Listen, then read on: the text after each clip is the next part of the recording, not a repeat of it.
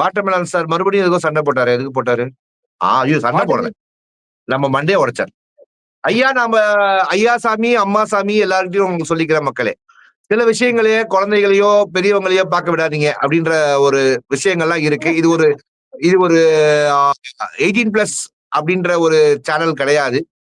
அப்படின்னு இருந்தாலும் இவர் இந்த மாதிரி கோமாளித்தனத்தை எல்லாம் பண்ணுவாரு அப்படின்றத முன்னையே யூகித்த ரிவ்யூவர் ஆகிய நாங்களும், யூகித்த சேனலும், இல்ல செய்ய சொன்ன சேனலும், நான் யூகித்த சேனலா சொல்ல மாட்டேன், இதை செய்ய சொன்ன சேனலும், ஓகேவா, இந்த மாதிரி விஷயங்களை பண்ணியிருக்காங்க மக்களே.